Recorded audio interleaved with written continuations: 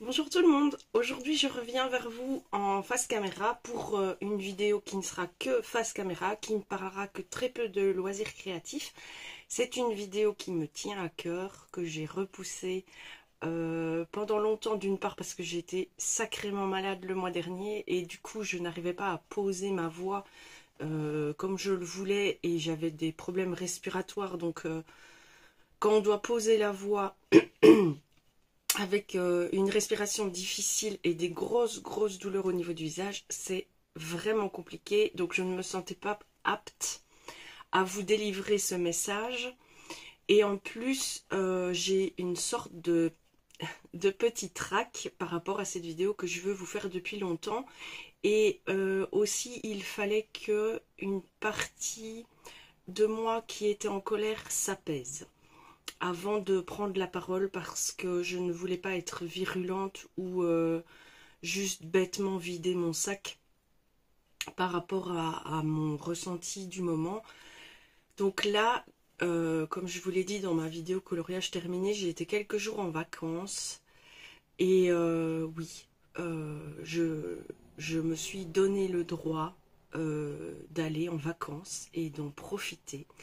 Et c'est un peu ça le sujet de ma vidéo. Ces vacances m'ont permis de comprendre que j'avais le droit de me donner le droit. Je suis maintenant en arrêt maladie depuis le mois de septembre. Pour celles qui n'ont pas trop suivi, je ne veux pas ici faire un témoignage comment dire, dramatique sur ma situation ou ce genre de choses. Je ne veux apitoyer personne, c'est juste que c'est ma réalité et que là j'ai envie de la partager parce qu'au fil des vidéos que je fais où j'aborde le sujet un peu ou beaucoup, c'est vrai que parfois j'ai tendance à me dire que je l'aborde peut-être beaucoup, mais je pense que c'est important de parler de soi parce que ça permet à d'autres personnes de se rendre compte qu'elles ne sont pas seules, et c'est ce qui m'amène ici aujourd'hui. Je vais tout de suite arrêter de blablater dans le vide. Je me suis écrit un petit scénario entre guillemets, pas un scénario, c'est pas du tout le bon mot, mais une ligne directrice pour faire cette vidéo, pour ne pas partir dans tous les sens parce qu'il y a tellement à dire entre mon ressenti, la réalité, la société, que je pourrais très facilement vous faire une vidéo de plusieurs heures et m'égarer complètement avec un discours un peu farfelu. Donc, en tout premier lieu, je voudrais vous parler de mon évolution par rapport à la maladie. Donc, à l'heure d'aujourd'hui, donc je souffre de Covid long, si c'est la première fois que vous me regardez. C'est-à-dire que j'ai été reprise dans la catégorie Covid long parce que mes symptômes sont apparus de manière hyper importante après un Covid. Ces symptômes sont divers et variés, on va dire. C'est une maladie complètement mystérieuse qui n'en est qu'au stade de l'étude et de l'analyse pour le moment. C'est impossible de la connaître vu que c'est une nouvelle maladie. On parle de Covid long à partir du moment où des symptômes qui sont, avec les témoignages, assez récurrents dans tous les cas de Covid long. Donc quand tous ces symptômes commencent à se mettre en place, pour ma part, les symptômes principaux, ce sont des douleurs généralisées chroniques, plus ou moins intenses, des spasmes et crampes musculaires, des crampes au niveau des organes internes. Enfin, il y en a plus de 60 dans mon cas. Je ne vais pas m'amuser à tous vous les énumérer ici, mais les plus handicapants pour moi sont les douleurs, la fatigue chronique, les ralentissements cognitifs importants. Je sais que quand je fais une vidéo, il est difficile de percevoir que je souffre de troubles cognitifs. D'une part parce que mes vidéos, je les prépare, je ne les tourne que quand je me sens bien. Et je me concentre énormément quand je dois m'adresser à la caméra, quand je parle. Mais les troubles cognitifs sont principalement un ralentissement dans le traitement des données, mais le ralentissement est très important. Difficulté à la lecture car problème de mémoire, direct. Difficulté à l'écriture car problème de psychomotricité fine, de spasme et de crampes dans les mains assez importantes. Le spatio-temporel chez moi a complètement disparu, ce serait peut-être exagéré, mais je veux dire je ne maîtrise plus ces deux données-là.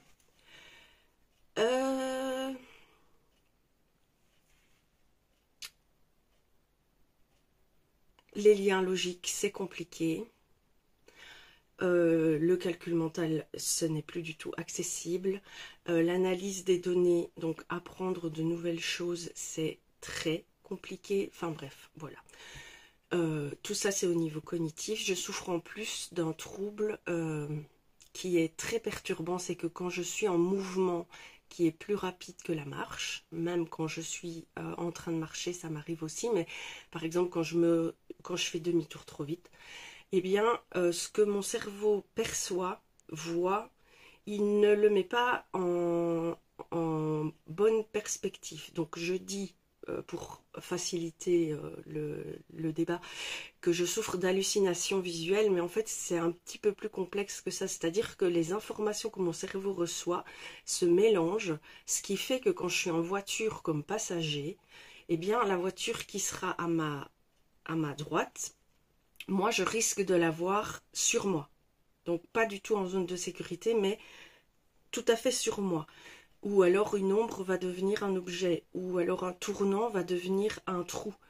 Et du coup, conduire est devenu impossible. Je serai un danger public, d'autant plus qu'à ça se mêlent les spasmes et les crampes au niveau des mains et des jambes, qui sont tout à fait aléatoires et qui peuvent venir à tout moment, donc je ne prends plus le volant. Ça fait 1 an que je souffre de ça, et même un peu plus d'1 an, parce que c'était pas aussi fort, mais quand j'ai eu mon premier Covid, je souffrais déjà de ce genre de choses, un peu comme des flashs. Je me disais, tiens, qu'est-ce que j'ai vu? Un panneau qui tombe, ou enfin bref. Donc là, ça va faire 1 an, 7 ans pour que je ne conduis plus. Je pense que la maladie est stabilisée, ce qui a été dégradé est dégradé. Jusqu'à présent, j'ai pas de récupération, malgré beaucoup de choses mises en place. Même si on me dit le contraire tout le temps. Donc ça ne se dégrade pas plus, mais ça n'évolue pas non plus. Donc où j'en suis à ce moment de ma vie, j'en suis à vivre avec une maladie chronique reconnue. Le Covid long est une maladie reconnue. Ce qui est étrange quand même, ça c'est une petite aparté un peu, je ne suis pas du tout complotiste ou quoi que ce soit, mais j'ai quand même énormément de questionnements par rapport à tout ça, parce que je vois des jeunes filles qui souffrent d'endométriose, ou des femmes, depuis des dizaines d'années, de fibromyalgie depuis des dizaines d'années, et ces deux maladies ne sont pas reconnues comme étant des maladies chroniques. Et moi, je souffre d'un Covid long, maladie tout à fait nouvelle, découverte il y a très peu de temps, et cette maladie est déjà reconnue officiellement par l'INAMI. C'est quand même un questionnement. Alors, je ne vais pas m'en plaindre, parce que du coup, quelque part, quand on est reconnu, les choses sont plus simples. Mais je suis un peu gênée et dubitatif pour les personnes qui souffrent de maladies chroniques très très lourdes et qui doivent se battre au quotidien pour être reconnues. Ceci étant dit, où on en est au niveau du traitement, alors on fait des essais, médicaments, c'est pas plus compliqué que ça. On essaye de me donner des médicaments pour me soigner. Le premier essai, qui a duré 2 mois, a été un échec total. J'avais tous les symptômes de ma maladie, plus encore d'autres symptômes qui étaient hyper difficiles à gérer. Donc on a arrêté. On a commencé un deuxième traitement début mai. Malheureusement, je ne supporte pas du tout un des 2 médicaments. Donc avec mon médecin traitant, on a décidé de l'arrêter. Depuis, je revis. Donc c'est-à-dire que j'ai toujours tous mes symptômes de base auxquels maintenant je suis habituée. Mais j'ai plus les symptômes que ce médicament m'apportait, à savoir une faiblesse terrible, générale. Dès que je faisais quelque chose, je faisais une sorte de malaise. énormément de palpitations, de l'hypertension. J'étais vraiment pas bien. J'ai pris ce médicament pendant 10 jours. J'ai passé 10 jours à m'allonger et à pleurer tellement je me sentais mal. C'était vraiment au-delà de tout. Je supporte la maladie, franchement. Avoir mal, comment? C'est contraignant, ça handicape la vie, c'est difficile, c'est vrai, mais on sait que c'est là, on sait comment faire un peu pour améliorer de temps en temps, on sait se reposer. En tout cas, moi, la douleur, ça va. C'est pas une panacée, mais ça va. Mais ne plus être maître de ton corps à ce point-là, ne plus savoir rien faire, rien du tout, à ce point-là, c'était très destructeur. Depuis l'arrêt de ce médicament, je commence à reprendre goût à faire des choses, à vivre. Tout ça m'a amené donc à cet épisode de vacances où oui, j'ai décidé d'y aller et je me suis autorisé le droit d'y aller parce que j'en ai assez. Depuis 1 an que je suis malade, j'en ai assez de devoir faire ce qu'on attend de moi. Enfin, je ne suis pas obligée, mais je veux dire, la société, quand vous êtes malade, attend de vous que vous vous mettiez en boule, en position fétale, que vous hurliez à la mort, que vous imploriez pitié, que vous ne fassiez plus rien d'intéressant ni d'amusant, parce que vous êtes malade. Vous ne savez plus travailler, donc vous ne savez plus rien faire d'autre. Et c'est tout. La compassion, la reconnaissance de votre état dans le monde extérieur, hormis le cercle des proches, ça n'existe pas. Et quand vous souffrez d'une maladie invisible, ça existe encore moins. Donc j'ai passé mon temps à m'écarter du monde, à ne pas me montrer, à ne pas afficher, de peur d'être jugée, de peur de devoir expliquer que oui, je souffre. Et quand vous me voyez là, quand vous me voyez à l'extérieur en train de faire une balade, quand vous me voyez au restaurant, ce n'est qu'un moment de ma vie. Toute mon existence, vous ne la voyez pas. Et vous ne savez ni comment je fais pour me préparer à ces choses que vous voyez, ni comment je fais pour gérer les après de tout ce que je me permets de faire pour vivre ma vie au mieux. Et ces vacances m'ont ouvert l'esprit et j'ai décidé d'arrêter d'attendre de savoir où j'en serai pour commencer à vivre. C'est-à-dire, j'arrête d'attendre de savoir si je vais guérir. Et même au fond de moi, sans être pessimiste, au bout d'1 année complète à vivre comme ça, avec des médecins qui soit ne vous croient pas, soit ne savent pas comment faire, j'ai de plus en plus l'impression que mon état est un état permanent. Donc, j'ai décidé de vivre aujourd'hui la vie que j'ai envie de vivre, peu importe la maladie. Parce que ça suffit, j'ai assez, perdu de temps à faire ce que la société avec un grand S attendait de moi, c'est-à-dire être malade. Je ne sais pas si vous comprenez, mais le regard des autres à partir d'aujourd'hui, eh ben je m'en fous. Moi je sais ce que j'ai, moi je sais,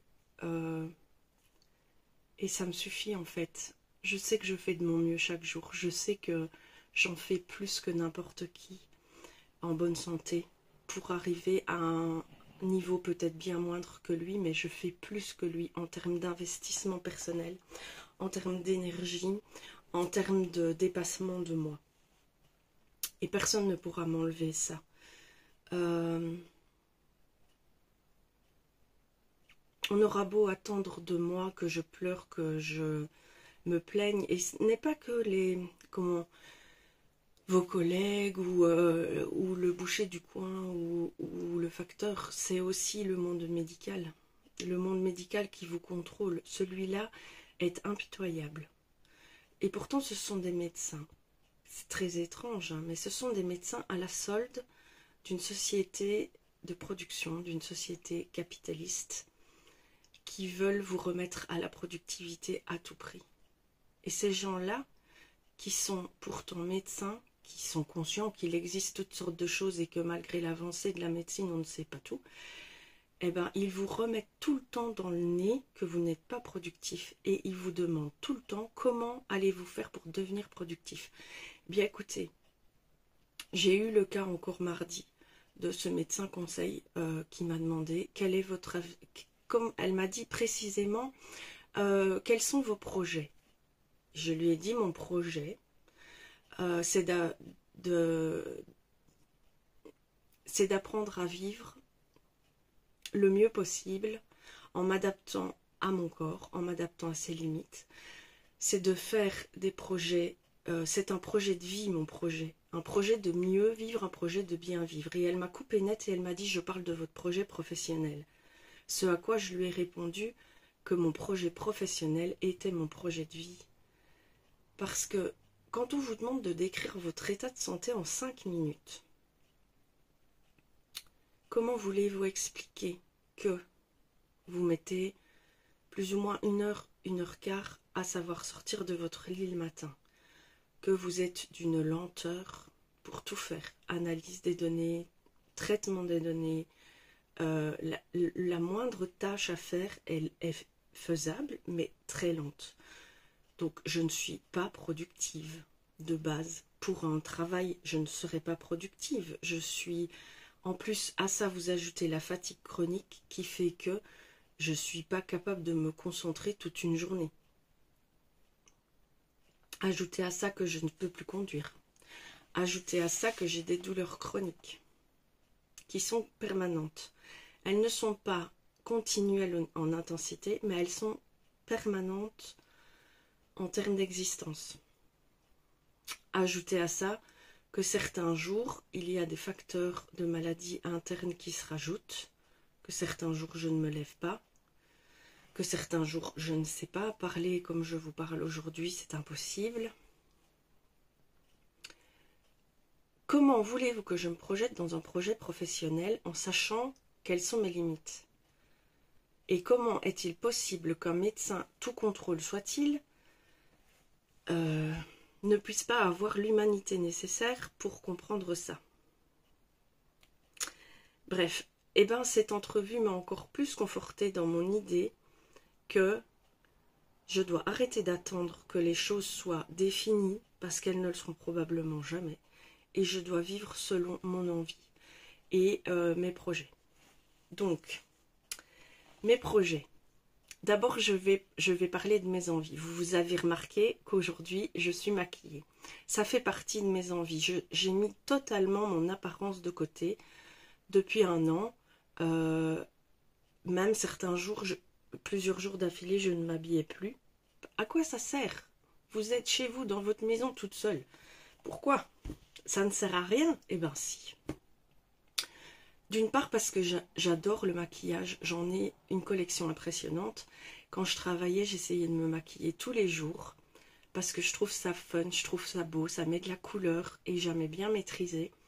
Et puis j'ai arrêté de le faire parce que je trouvais que ça n'avait aucun intérêt, parce que ça rajoute un soin du jour le matin et un soin du soir pour entretenir la peau du visage. Quand on se maquille, il faut se démaquiller forcément, il faut nourrir sa peau.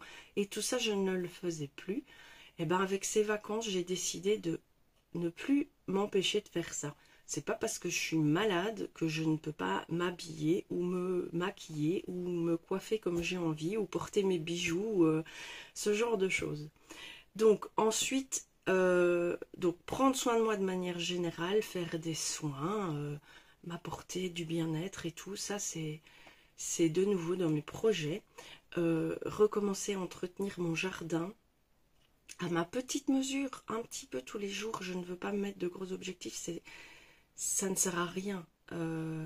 J'ai désherbé un tout petit peu hier ma terrasse parce qu'il y a un laisser-aller de presque 1 an. Donc j'ai plus un jardin, j'ai un champ. Toutes mes plantations sont envahies de mauvaises herbes. Je n'ai plus du tout la force dans les mains pour arracher les mauvaises herbes, mais je peux les couper et c'est déjà ça. Reprendre mon jardin en main petit à petit. Ça fait aussi partie de mes objectifs. Essayer d'instaurer une sorte de rituel le matin, une sorte de... je vais utiliser le titre du livre Miracle Morning, même si ce livre est un gros coup de pub.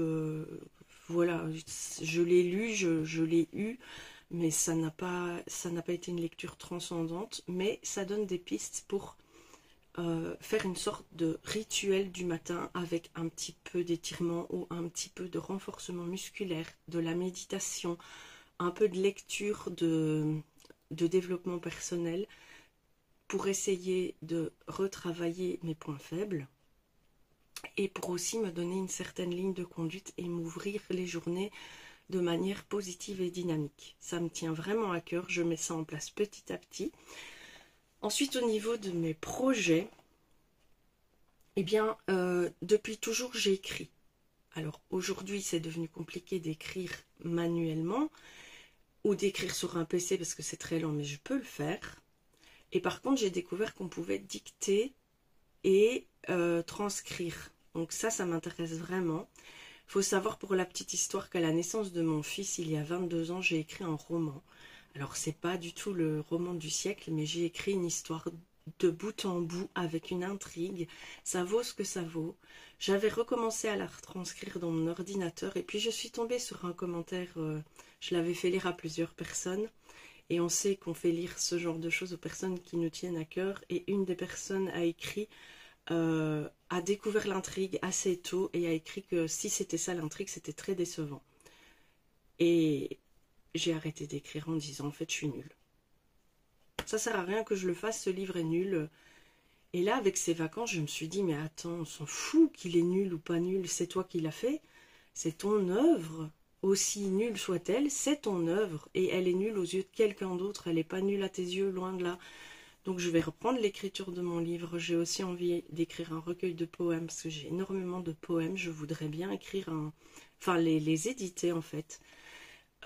J'ai vu qu'on pouvait faire de l'auto-édition. Je vais essayer de me renseigner un peu là-dessus pour voir si je peux. Je veux pas devenir célèbre, c'est pas du tout mon propos.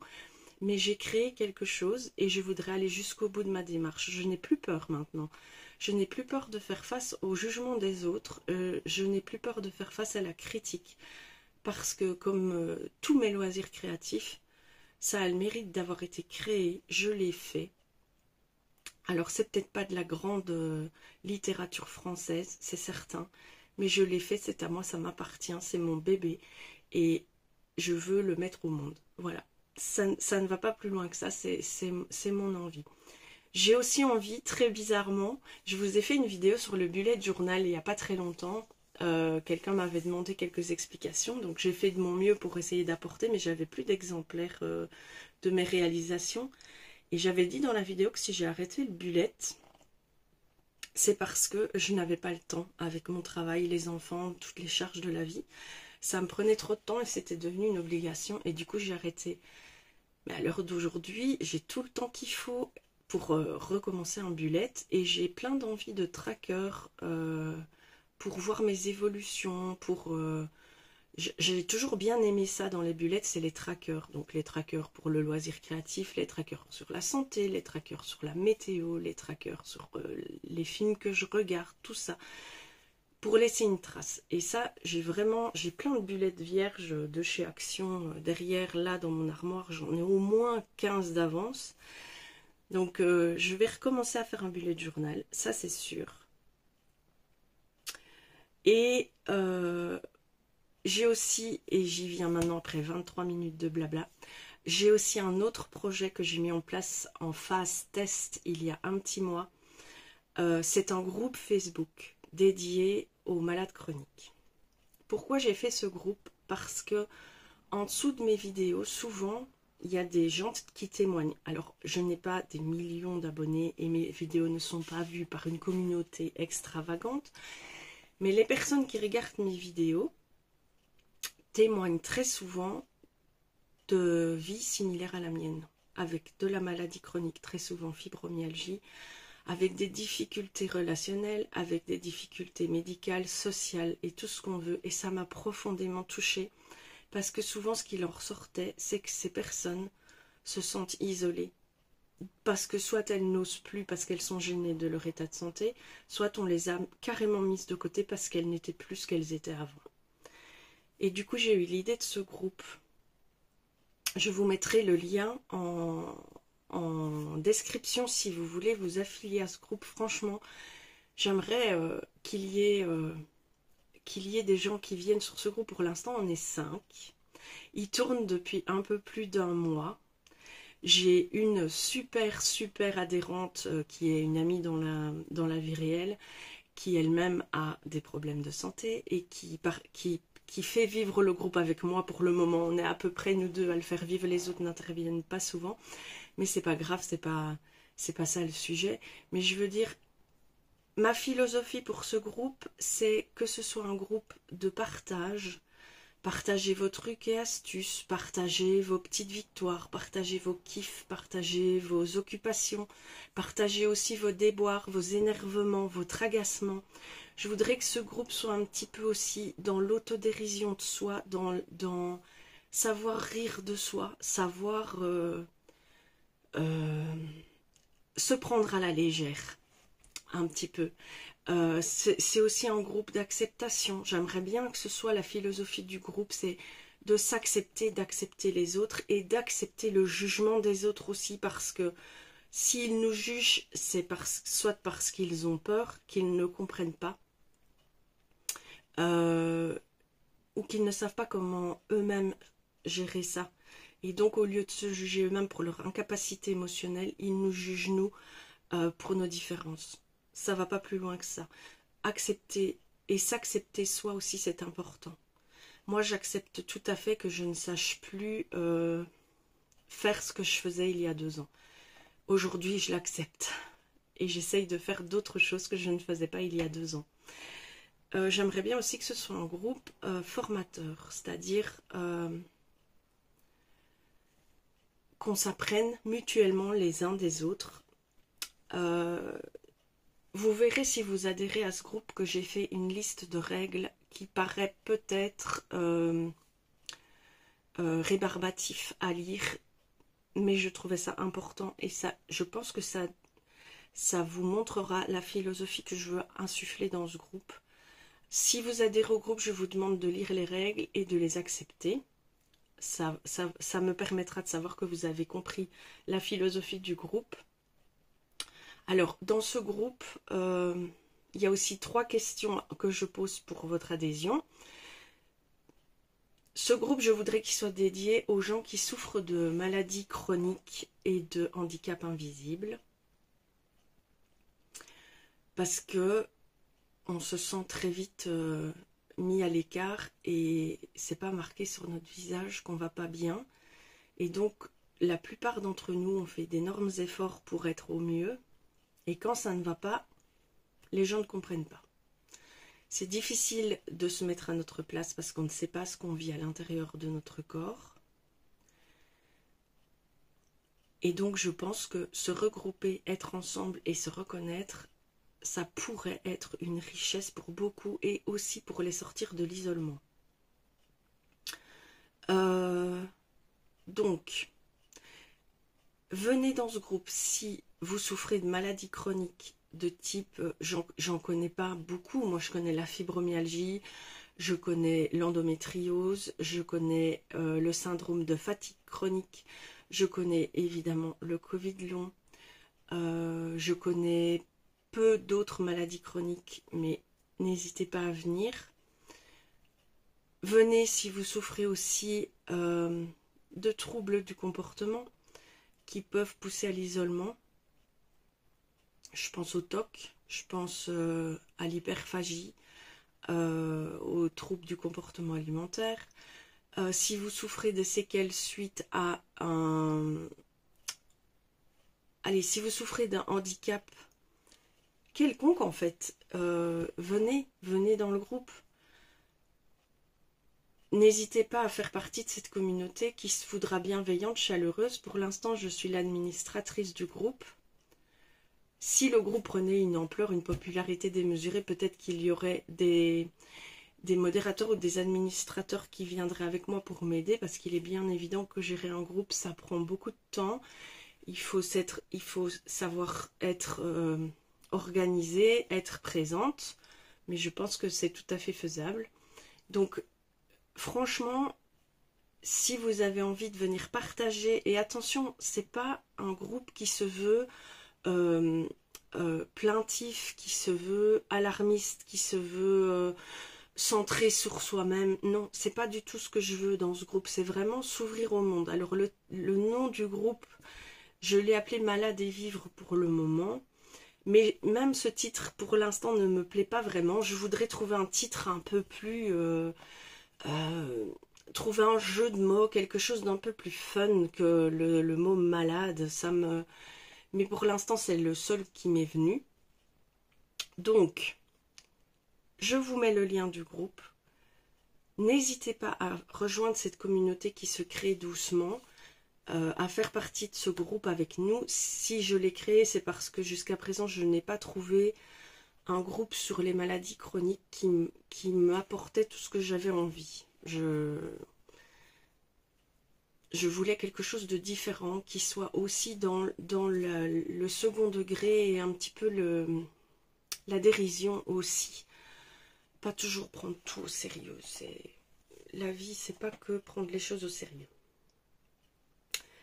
Donc, j'ai parlé pendant une demi-heure.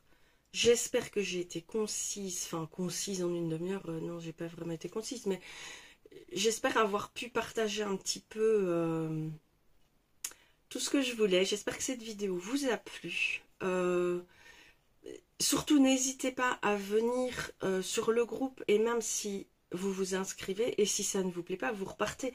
C'est pas grave, on aura essayé, mais ça me tient vraiment à cœur qu'on puisse se retrouver autour de quelque chose de plus global que les discussions qu'on peut avoir en dessous de mes vidéos.